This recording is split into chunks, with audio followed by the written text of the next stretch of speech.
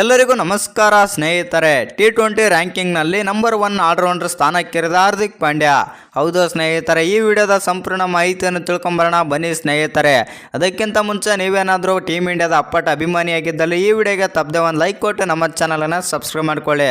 ಇನ್ನು T20 ವಿಶ್ವಕಪ್ final ಅಲ್ಲಿ ಭಾರತದ ಭರ್ಜರಿ ಗೆಲುವಿನ ನಂತರ ಹಾರ್ದಿಕ್ ಪಾಂಡ್ಯ T20 ಆಲ್ರೌಂಡರ್ಗಳಾಗಿ ತಮ್ಮ ಸ್ಥಾನವನ್ನು ಭದ್ರಪಡಿಸಿಕೊಂಡಿದ್ದಾರೆ. ಪಂದ್ಯಾವಳಿಯುದ್ದಕ್ಕೂ ಅವರ ಆಲ್ರೌಂಡರ್ ಪ್ರದರ್ಶನವು ದಕ್ಷಿಣ ಆಫ್ರಿಕಾ ವಿರುದ್ಧದ ಫೈನಲ್ ಅಲ್ಲಿ ಪ್ಲೇಯರ್ ಆಫ್ ದಿ ಮ್ಯಾಚ್ ಕಿರೀಟವನ್ನು ಪಡೆಯುವಲ್ಲಿ ಕೊನೆಗೊಂಡಿತು. ಇನ್ನು ಪುರುಷರ T20 ಆಲ್ರೌಂಡರ್ ಆಗಿ ಪಾಂಡ್ಯ ಶ್ರೀಲಂಕಾದ ಸ್ಟಾರ್ ಆದಂಥ ವನಿಂದು ಹಸುರಂಗ ಅವರೊಂದಿಗೆ 2ನೇ ಸ್ಥಾನ ಮೇಲಕ್ಕೇರಲು ಸಮಬಲ ಸಾಧಿಸಿದ್ದಾರೆ. ಈ ಮೂಲಕ ಈ ಸಾಧನೆ ಮಾಡಿದ ಭಾರತದ ಮೊದಲ ಆಟಗಾರ ಎಂಬ ಹೆಗ್ಗಳಿಕೆಗೆ ಪಾತ್ರರಾಗಿದ್ದಾರೆ. ಇನ್ನು ಹಾರ್ದಿಕ್ ಪಾಂಡ್ಯ ಬ್ಯಾಟಿಂಗ್ನೊಂದಿಗೆ ಕೆಳ ಕ್ರಮಾಂಕದಲ್ಲಿ ನಿರ್ಣಾಯಕ ಪಾತ್ರ ವಹಿಸಿದರು ಮತ್ತು ಅಗತ್ಯವಿದ್ದಾಗ ಪ್ರಮುಖ ವಿಕೆಟ್ಗಳನ್ನು ಪಡೆದರು. ಅವರು 150ಕ್ಕೂ ಹೆಚ್ಚು ಸ್ಟ್ರೈಕ್ ರೇಟ್ನಲ್ಲಿ 144 ರನ್ ಗಳಿಸಿದರು ಮತ್ತು 11 ವಿಕೆಟ್ಗಳನ್ನು ಕೂಡ ಪಡೆದರು. ಇನ್ನು T20 ಆಲ್ರೌಂಡರ್ಗಳ ಶ್ರೇಯಾಂಕದಲ್ಲಿ ಅಗ್ರ 10ರಲ್ಲಿ ಹಲವಾರು ಚಲನೆಗಳು ಕಂಡು ಬಂದಿವೆ.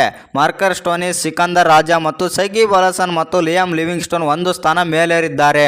ಆದಾಗ್ಯೂ ಮೊಹಮ್ಮದ್ ನಬಿ 4 ಸ್ಥಾನಗಳಷ್ಟು ಕೆಳಗಿದ್ದು ಅಗ್ರ 5 ಸ್ಥಾನಗಳಿಂದ ಹೊರಗುಳಿದಿದ್ದಾರೆ. ಇನ್ನು ಕಳೆದ ಕೆಲವು ತಿಂಗಳುಗಳಿಂದ ಪಾಂಡ್ಯ ಸಾಕಷ್ಟು ಕಷ್ಟಗಳನ್ನು ಅನುಭವಿಸಿದ್ದಾರೆ. ವಿಶ್ವಕಪ್ ವಿಜಯದ ನಂತರ 2024ರ ಇಂಡಿಯನ್ ಪ್ರೀಮಿಯರ್ ಲೀಗ್ಗಾಗಿ ಮುಂಬೈ ಇಂಡಿಯನ್ಸ್ ನಾಯಕನಾಗಿ ನೇಮಕಗೊಂಡ ವಿವಾದದ ಬಗ್ಗೆ ಪಾಂಡ್ಯ ಮೌನ ಮುರಿದಿದ್ದರು. ಇದೀಗ ಪಾಂಡ್ಯ ಆಲ್ರೌಂಡರ್ ಪಟ್ಟಿಯಲ್ಲಿ ನಂಬರ್ 1 ಸ್ಥಾನ ಆದರೆ ಆಗಿದ್ದಾರೆ. ಇನ್ನು ನಮ್ಮ ಹಾರ್ದಿಕ್ ಪಾಂಡ್ಯ ಅವರ ಕಮ್ಬ್ಯಾಕ್ ಹೇಗಿತ್ತಂತ ಕಮೆಂಟ್ ಮಾಡೋದನ್ನ ಮರಿಬೇಡಿ.